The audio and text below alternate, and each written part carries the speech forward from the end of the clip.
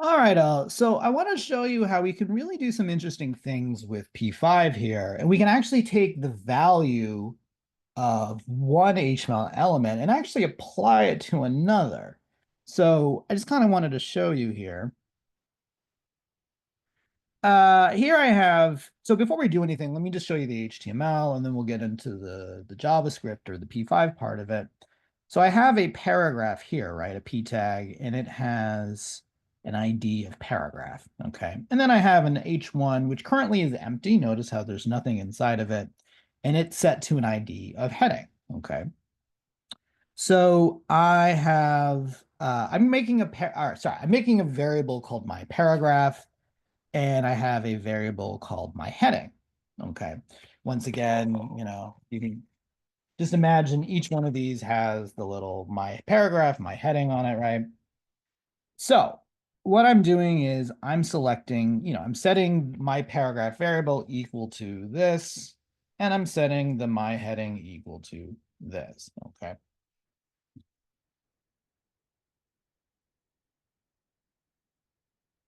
It's all right. I should have prepared this a little better, but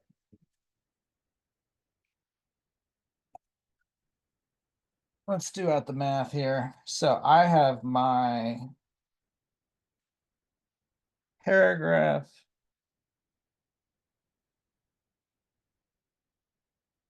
and my heading. Okay.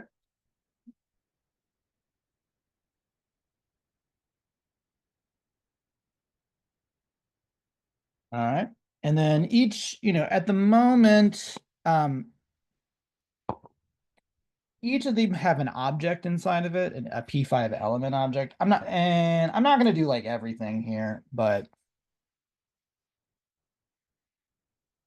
so what I'm going to do is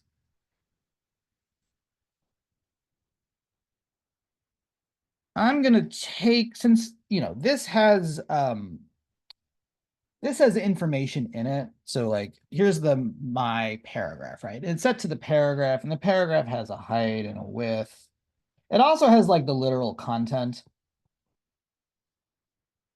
which is like what is inside of the tag itself. I think that's called the EID. This is the element. All right.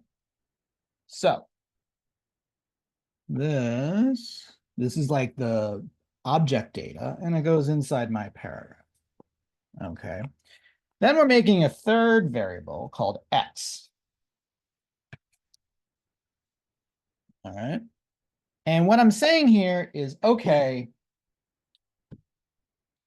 x is equal to, or it has a value of the text value of this. So what's happening here is, okay, this is getting this value, and it's being put into a separate little container. This is some text. Okay, so I made that a separate item, and that's getting placed here inside of X. Okay, so there's like a copy of that data in another variable. All right, does that make sense?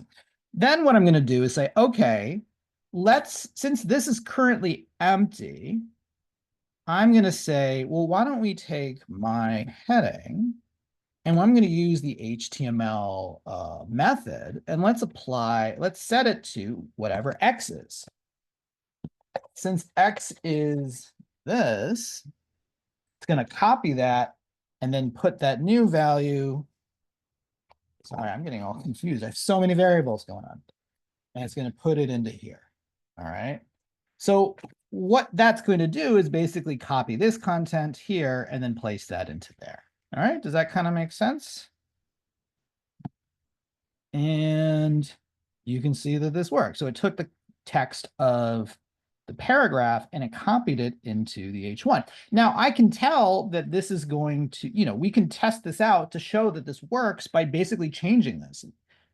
This is some new text, yo.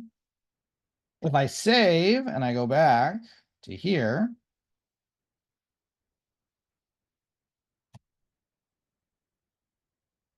Oops, sorry. Got a lot going on here. Okay, see how that worked? And once again, maybe I don't want that to happen automatically. Maybe we want to set it that I have to hit a key on my keyboard or something like that. So this is all happening in the setup. And if you remember, the setup happens automatic, or it happens before the program even starts. What if I were to say, okay, function key pressed, and let's put that here. Now what is going to happen is this is going to remain empty. Then when I press, that's when it's going to copy this, and that's when it's going to paste it. Okay, so if I go back, nothing happens. But then when I hit a key on my keyboard, that's when it works. Okay.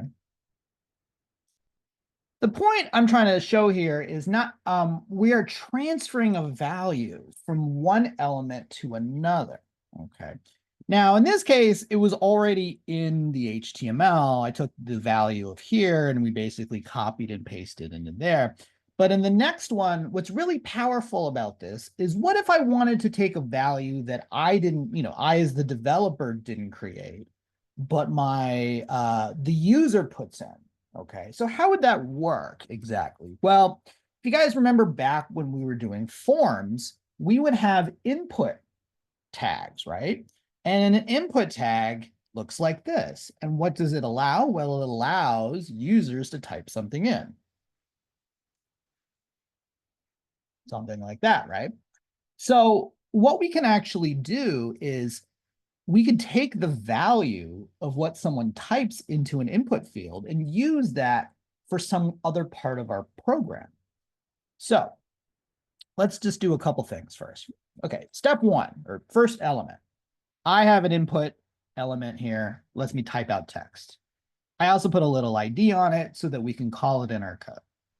In my code, I have a variable that I created called my input. Okay.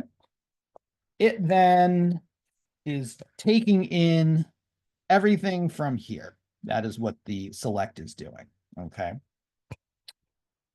Now what I'm doing here is when I hit my mouse, it's going to look at this variable and it's going to give me the value. The value method gets the current value. Now, at the beginning, the value is literally going to be nothing because there's nothing in this input. But if I add any text to it, it's going to get that text. Okay. So how do I show that? Well, let's inspect here console. And if I were to, I think this is based off, it's based on mouse pressed. So if I refresh this and I click, there's nothing. Why? Because there's nothing in here, right? You can see that it keeps putting nothing. But let's say I come into here and I go, okay, my favorite color is blue. All right. Now that's my text. If I click, that's what's going to run the script that's going to go get the value of this and print it to the console. And it says my favorite color is blue. If I want to change this, I'm going to go back, delete it. My name is David. Click. Okay. I don't know.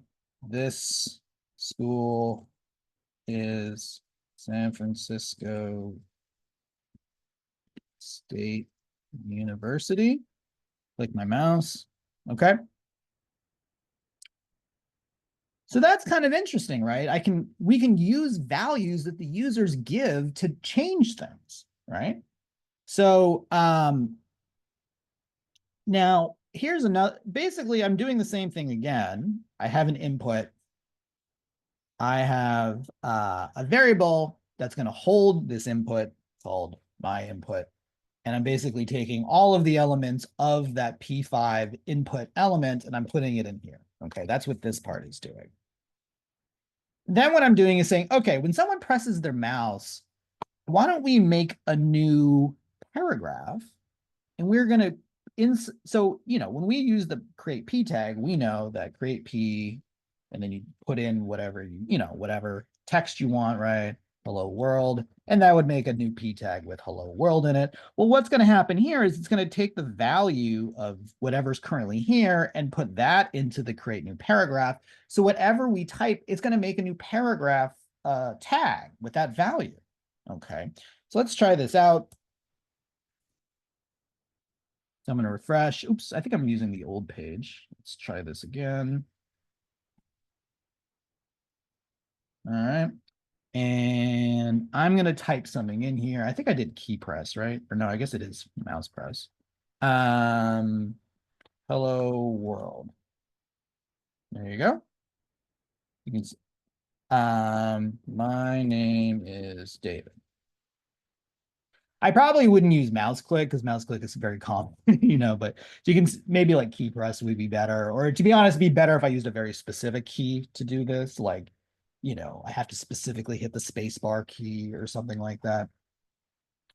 But you can see what's happening here is every time I click, it took the value of what was here and it made a p tag.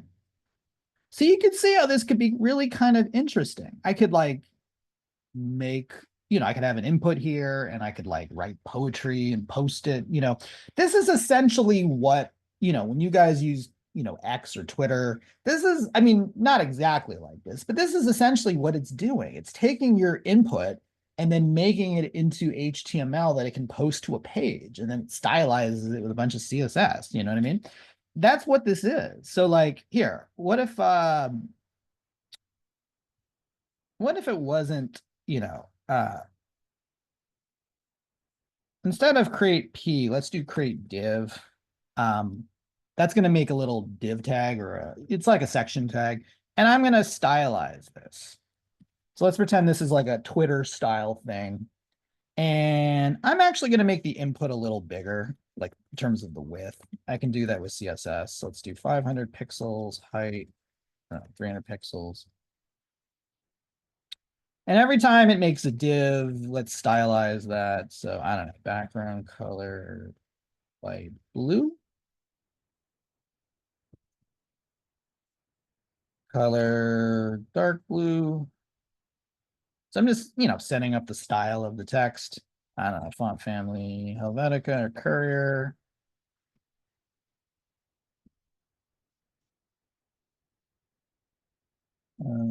Adding, 20 pixel border, pixel solid blue.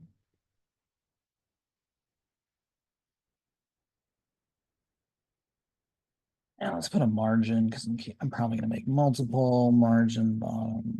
I don't know, 25 pixels. All right. So this is going to stylize this. This is going to stylize the divs we create. And if I go back, print.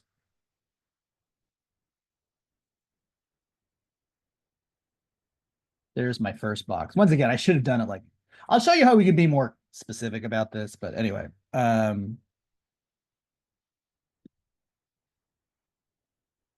everyone. It's been a wonderful day. I am testing this new comment system. Yeah. There you go. Look at that. All right. So next time you're on Twitter or comment, a message board or whatever, this is I mean, like I said, this is a very simplified version of it, but this is essentially what it is. You are creating HTML using code, you're stylizing it using CSS. I mentioned before, like, what if we didn't want it so that every time you click on you click your mouse. What if I wanted to be really more specific? You'll notice most of the time when you have these type of inputs, there's usually like a little button. And I'll just kind of show this to you. So what I'm actually going to do is, why don't we make another little button? Input, or I'm just going to call it button, and I'm going to call it post. Post. And I'm going to give it an ID of post. Okay. You could stylize this button if you want. I'm kind of lazy, but you could. Let my post button. So this is going to be a variable. And I'm going to my post button equals select. So I want to select that new button we've created. And then also what I want to do is I want to set it up that if someone clicks on the button, it's going to run this strip of code. So I'm actually going to make a new function. I'm going to call it post or social post. Okay, that's my function I'm creating, and I'm just going to do this. Okay. I don't technically need this anymore because it's not going to be based off of mouse clicking specifically. And what I'm going to do is say, okay, remember in the mouse clicked, we could add an event handler to an object. So I can do that here too. My post button dot mouse clicked. Is it mouse clicked? Yeah. And then the name of the function I want to run, which is social post. Social post. All right. All right. So before I do anything, let's just kind of run through this. This is our last thing for the day. It's a little more tricky, but let's kind of look at it. I have a form input. I have a variable that basically represents it. And then this variable is now going to hold all the data of it. Okay. I also have a button that I just created using HTML called post, and I gave it a label or an ID. And then I made a variable that's going to hold the data for it, and it's putting that data into it. I then also set for that particular variable that I'm adding an event handler called mouse click that if you click on it, it's going to run the function called social post. I made a function called social post, and then it's creating a new div, taking the value of this, and then putting it inside of a div. Okay. And at the same time, just because why not, I'm using CSS to stylize that div to make it look all fancy. Okay. So let's go back. This is the new and improved social media post. Okay. So notice that if I, hit a key on my keyboard or click, nothing happens. It only happens when I click on this. It'll take whatever's here and then make a div with it.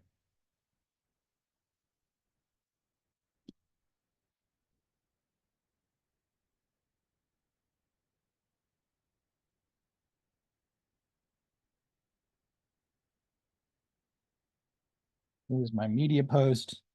All right. There you go. And if I wanted to be nice, I'd probably use some CSS to make the button look all nice,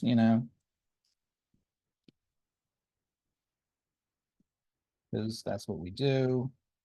I'm going to get rid of the border. I never like the border on these buttons. Background color, I don't know, red.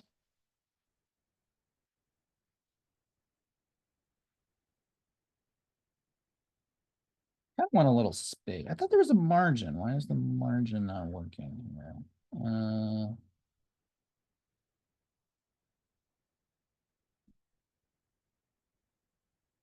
Oh, okay. I see what it's doing.